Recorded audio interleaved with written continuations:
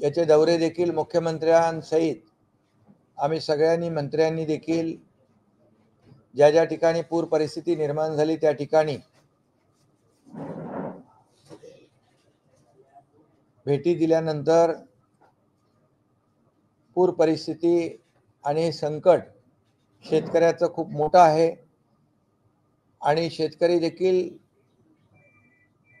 बोलताना त्याच्या वेदना जाणवत होत्या आणि तेही माहिती देत होते की गेल्या अनेक वर्षांमध्ये अशा प्रकारची पूर परिस्थिती, अशा प्रकारचा पाऊस ढगफुटीसारखा कधीही पडला नाही आणि त्यामुळे संकट मोठं आहे आणि अशा परिस्थितीत शेतकऱ्याच्या मागं सरकार पूर्णपणे खंबीरपणे उभं राहील। जेव्हा जेव्हा आपत्ती आली, संकट आलं, त्या वेळेस शेतकऱ्याच्या मागे सरकार उभं राहिलेलं आहे आणि म्हणून आज देखील कॅबिनेटमध्ये या बाबतीमध्ये चर्चा झाली। संकट मोठं आहे आणि त्याच दृष्टिकोनातून शेतकऱ्याला देखील मदत देताना सरकार हात आखडता घेणार नाही। आता सध्या पंचनाम्यांची सगळी माहिती येते आहे। जवळपास 60 लाख हेक्टर जमिनीचं पिकांचं नुकसान झालेलं आहे असा आकडा आतापर्यंत आलेला आहे आणि पुढच्या 2-3 दिवसामध्ये संपूर्ण नुकसानीचं प्रमाण आणि आकडे येतील। पण एकंदरीत सर्वांचीच आमची भावना आहे की शेतकऱ्याला मदत करताना अटी शर्ती नियम बाजूला ठेवून शेतकऱ्याच्या मागं उभं राहिलं पाहिजे आणि जेव्हा जेव्हा अशी मोठी अतिवृष्टी होते, मोठं संकट येतं, त्या वेळेस सरकारने मदत करणं हे आमचं सरकारची जबाबदारी आहे, कर्तव्य आहे आणि म्हणून यामध्ये आम्ही 2-3 दिवसामध्येच संपूर्ण माहिती आल्यानंतर मुख्यमंत्री महोदय, मी आणि आमचे उपमुख्यमंत्री अजितदादा बसून त्यावर चर्चा करून एक शेतकऱ्यांच्यासाठी ठोस निर्णय घेऊ। मी आधीच सांगितलं की जे काही नियम अटी शर्ती ज्या आहेत, या नियम अटी शर्ती ज्यावेळी यापूर्वी देखील तशा प्रकारचा निर्णय सरकारने घेतला होता आणि हे संकट तर आणखी मोठं आहे आणि या संकटामध्ये पिकांचं तर मोठं नुकसान झालेलं आहे। त्याचबरोबर जमीन खरडून गेलेली आहे, मोठ्या प्रमाणामध्ये नदीच्या प्रवाहामध्ये जमीन वाहून गेलेली आहे। त्याचबरोबर पशुधनाचं मोठं नुकसान झालेलं आहे। त्याचबरोबर घरांची पडझड झालेली आहे, काही ठिकाणी जीवितहानी झालेली आहे आणि एकंदरीत आता पण पाऊस थांबला असला तरी सुद्धा नदीचं जे काही प्रवाह आहे नदीचा, तो त्या प्रवाहामुळे देखील आतापर्यंत देखील काही घरं पाण्याखाली आहेत आणि म्हणून त्यांना मदत करत असताना सरकार कुठलाही हात आखडता घेणार नाही, हे पुन्हा एकदा मी सांगतो। शेतकऱ्याला वाऱ्यावर सोडलं जाणार नाही, मी पुन्हा एकदा सांगतो। आणि अशा परिस्थितीमध्ये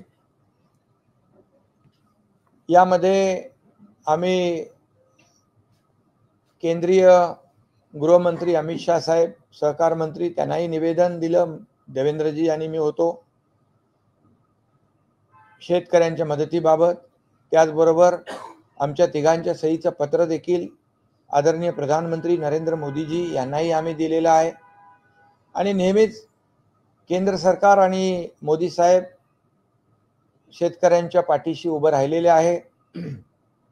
अनेक योजना शेतकऱ्यांसाठी केंद्राने देखील केल्यात, राज्याने देखील केलेल्या शेतकरी सन्मान योजना सारख्या योजना आणि त्यामुळे राज्य आणि केंद्र सरकार पूर्णपणे शेतकऱ्यांच्या मागे उभं राहील ही प्रथम मी या ठिकाणी ग्वाही देऊ इच्छितो आणि आमच्या मंत्रिमंडळातल्या सर्व मंत्री महोदयांच्या देखील भावना शेतकऱ्यांच्या बद्दल अशाच अतिशय संवेदनशील होत्या आणि म्हणून यांना मदत करणं हे सगळ्यांचं आपलं कर्तव्य आहे। सरकार तर बिलकुल मदत करणार आणि शेतकऱ्याच्या मागे उभं राहणार। त्याचबरोबर आपण देखील सगळ्यांनीच अशी वेळ आहे, जे जे करता येईल ते शेतकऱ्यांसाठी केलं पाहिजे. आणि म्हणूनच आम्ही प्रत्यक्ष बांधावर जाऊन शेतकऱ्यांच्या घरातली देखील परिस्थिती पाहिली, त्यांच्या शेताची नुकसानीची परिस्थिती पाहिली, त्यांच्या पशुधनाची जी काही वाताहत झाली तेही पाहिलेलं आहे. आणि म्हणून त्यांना तात्काळ जीवनावश्यक वस्तू देण्याची आवश्यकता आहे. ते देखील सरकारने 10,000 रुपये देण्याची सुरुवात केलेली आहे. गहू आणि तांदूळ देखील त्यांना देण्याची सुरुवात झाली आहे.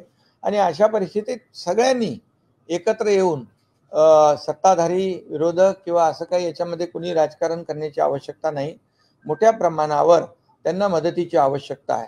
त्यांच्या विद्यार्थ्यांच्या वया पुस्तकांसकट त्यांचा कपडा लत्ता सगळं जे जे काय सगळं भिजून गेलेलं आहे आणि वाहून गेलेलं आहे. आणि म्हणून आम्ही जी काही मदत गेल्या आठवड्यापासून तिकडे पाठवण्याचं सुरुवात केलेली आहे. त्या भागामध्ये लोक शेतकऱ्यांना आमचे कार्यकर्ते पदाधिकारी त्याचं वाटप करतायत. आजही मोठ्या प्रमाणावर, कालही गाड्या इथून गेल्या, आजही जातील, उद्याही जातील आणि संपूर्ण शेवटच्या शेतकऱ्याला मदत मिळेपर्यंत ही मदत बिलकुल चालू राहील. सरकार देखील पूर्णपणे मदत करते. आणि त्याचबरोबर साथीचे आजार पसरू नये म्हणून देखील तिथे स्वच्छता झाली पाहिजे, साफसफाई झाली पाहिजे. जसं आपण पुरामध्ये यापूर्वी कोल्हापूरमध्ये, महाडमध्ये, चिपळूणमध्ये तशी यंत्रणा लावली होती, तशा प्रकारची यंत्रणा लावून आरोग्यमंत्र्यांशी देखील माझी चर्चा झाली. आणि स्वच्छता, साफसफाई, फवारणी आणि मेडिकल कॅम्प हे मोठ्या प्रमाणावर तिथं आयोजित करण्यात येत आहेत. मोठी डॉक्टरांची टीम देखील त्या ठिकाणी पोहोचली. काही आपल्या आरोग्य विभागाचे देखील टीम आहे काही, आणि काही आपले खाजगी डॉक्टर्स आहेत, प्रायव्हेट डॉक्टर आहेत, त्यांचे हॉस्पिटल्स आहेत, दवाखाने आहेत, ते देखील दरवेळेप्रमाणे त्या ठिकाणी त्यांचं योगदान देत आहेत. आणि अशा परिस्थितीमध्ये लोकांच्या मागं जीवनावश्यक वस्तू, अन्नधान्य हे आहेच, परंतु त्याचबरोबर मोठ्या प्रमाणावर तिकडे चिखल, माती वाहून आलेली आहे, त्याच्यात देखील आपल्याला त्यांना मदत केली पाहिजे. त्या मदतीची देखील त्याचंही नियोजन आपले कार्यकर्ते करतायत. फवारणी असेल, त्याचबरोबर आरोग्य व्यवस्था मी आपल्याला सांगितलेलं आहे. कारण कोल्हापूरमध्ये जेव्हा अशाच प्रकारचा पूर आला होता, जनावरं वाहून गेली होती, तशी जनावरं इथे वाहून गेली, मृत्यू झालेली आहेत. आणि तेव्हा देखील आम्ही जी प्रिकॉशन घेतली होती, त्यामुळे कोल्हापूरमध्ये साथीचे आजार पसरले नव्हते. आणि म्हणून साथीचे आजार पसरू नये म्हणून देखील पूर्णपणे आपली यंत्रणा जी आहे अलर्ट मोडवर आलेली आहे. आणि बिलकुल ज्या ज्या ठिकाणी आवश्यक आहे त्या ठिकाणी सर्व मदत केली जाईल. आणि त्याच सगळ्या या पुराच्या पार्श्वभूमीवर शिवसेना आणि आपत्ती, जिथे आपत्ती तिथे शिवसेना, जिथे संकट तिथे शिवसेना, हे जे काय समीकरण आहे. आणि जिथे आपल्याला माहित आहे, जिथे जिथे संकट येतं, आपत्ती येते, मी एकनाथ शिंदे देखील तिथे सगळ्यात अगोदर धावून जातो. हे काय कर्तव्य म्हणून, जबाबदारी म्हणून आपण करत असतो. आणि एक भावना ती जी काही मनामध्ये असते की आपल्या लोकांना मदत केली पाहिजे. आणि म्हणून आपत्ती तिथे शिवसेना, संकट तिथे शिवसेना, हे काही धोरण आहे आमचं. हे खऱ्या अर्थाने 80% समाजकारण, बाळासाहेबांचं जे काही धोरण आहे, धर्मवीर आनंद दिघे साहेबांनी जे काही आम्हाला शिकवण दिलेली आहे की संकट काळामध्ये उभं राहा.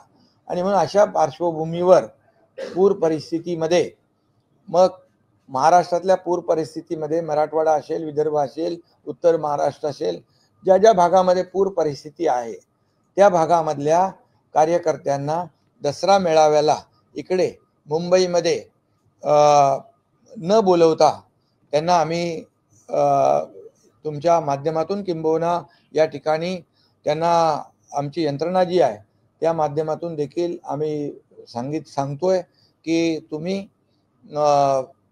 शेतकऱ्यांच्या मदतीला, शेतकऱ्यांच्या बांधावर जाऊन, शेतकऱ्यांच्या घरात जाऊन त्यांना मदत करणं, त्यांचा देखील दसरा हा सण आहे. आणि त्यांना जे जे काही आवश्यक आहे त्या ठिकाणी त्यांना मदतीचा हात देण्याचं काम करा, बांधावर जा. आणि त्याप्रमाणे आम्ही या सर्व कार्यकर्त्यांना, पदाधिकाऱ्यांना, आमचे मंत्री महोदय असतील ते त्या ठिकाणी जातील आणि या सर्व लोकांना पूर परिस्थितीमध्ये जे संकटात आहेत, आमच्या लाडक्या बहिणी आहेत त्यांचे अश्रू, शेतकऱ्यांच्या बळीराजाच्या डोळ्यात अश्रू आहेत, ते पुसण्याची आता आवश्यकता आहे. आणि म्हणून कुठल्याही परिस्थितीमध्ये तिथली यंत्रणा जी आहे ती यंत्रणा त्या ठिकाणी काम करेल, त्यांना मदत करेल आणि त्यांचाही दसरा संकटात जो आलेले आहेत त्यांचा दसरा देखील, त्यांची दिवाळी देखील म्हणजे काळी होऊ नये किंवा त्यांचे जे काही संकटात आहेत त्यांना देखील मदतीचा हात देऊन त्यांची दिवाळी देखील चांगली झाली पाहिजे. आता दसरा देखील त्यांचा चांगला झाला पाहिजे आणि यासाठी त्यांना जे जे काही मदत आहे ती देण्यासाठी या सर्व आमच्या पदाधिकाऱ्यांना, कार्यकर्त्यांना आम्ही त्या भागामध्ये लोकांच्या मदतीसाठी पाठवतोय. आणि दसरा मेळावा जी आमची परंपरा आहे ती देखील खंडित होता कामा नये आणि म्हणून ही परंपरा देखील बाळासाहेबांनी सुरू केलेली दसरा मेळाव्याची परंपरा आणि बाळासाहेबांचे विचार, आनंदीगे साहेबांची शिकवण घेऊन आम्ही पुढे चाललोय. त्यामुळे मुंबई आणि ठाणे या भागातले जे कार्यकर्ते आहेत, जवळचे कार्यकर्ते जे आहेत, MMR मधले कार्यकर्ते आहेत, हे कार्यकर्ते म्हणजे आजूबाजूला जे जवळ आहेत तिथे आता पूर परिस्थिती नाही आहे, अशा ठिकाणचे लोक हे दसरा मेळाव्याला त्यांनाच बोलवणार आणि दसरा मेळाव्याची परंपरा देखील खंड पडू न देता ती सुरू राहील. आणि संकट काळात 80% समाजकारण, 20% राजकारण, जी भूमिका बाळासाहेबांची आहे त्याप्रमाणे संकट काळात मदत करण्याची देखील जी काही परंपरा आमची आहे, किंबहुना जे काही आमचं कर्तव्य आहे तेही आम्ही बजावणार. आणि त्यामुळे या ठिकाणी जो मोठा सगळ्या भागातून आम्ही दसरा मेळाव्याला उत्साहामध्ये येणारे लोक, त्यांना ही जी जाणीव आपली हे आपली भूमिका आहे की संकट काळामध्ये मदत करणं हे शिवसेनेचं धोरण आहे, मदतीचं तोरण बांधण्याचं. आणि त्यामुळे त्यांना देखील तिथल्या भागातल्या लोकांना देखील शेवटी ते आज संकटात आहेत, सगळ्यांनी 2 हाताच्या जागेवर 10 हात लागले, 20 हात लागले, तर तिथे त्यांना मदत होणार आहे. आणि म्हणूनच हा दसरा मेळावा जो आहे, हाही परंपरा जी आहे आमची ती खंडित होऊ नये आणि मदत देण्याची परंपरा देखील जी आहे आमची, जे काही मगाशी म्हणालो, शिवसेना आपत्ती तिथे शिवसेना, संकट तिथे शिवसेना, ते देखील. आणि बाळासाहेबांना देखील याचं आता आज ते असते तर त्यांनाही आमची भूमिका जी आहे आपण शिवसैनिकांनी घेतलेली त्याबद्दल देखील समाधान वाटलं असतं. आणि म्हणून हा मेळावा जो आहे दसरा मेळावा तोही आम्ही करू, पण त्यामध्ये इथे हा आझाद मैदानामध्ये चिखल आहे, बरोबर आहे, पावसामुळे झालंय, परंतु हे मेन जे काही विषय जो आहे की तिथल्या भागातल्या लोकांना मदत करणं, तिथल्या भागातल्या लोकांना, कार्यकर्त्यांना इकडे न बोलवता तिकडे त्यांना पुन्हा त्यांच्या गाड्या वळवून त्यांना तिकडे मदत करण्याच्या सूचना आम्ही दिल्यात. आणि दसरा मेळावा जो आहे, जी परंपरा आहे ती आम्ही नेस्कोमध्ये त्या ठिकाणी दसरा मेळावा करू. आणि हा दसरा मेळावा जो आहे शेतकऱ्यांसाठी आम्ही खऱ्या अर्थाने पूर्णपणे ही कार्यकर्त्यांची फौज आणि मदतीचा पूर्णपणे जे काही मदत जी आहे ती त्यांना देण्याचा निर्णय आम्ही घेतलेला आहे.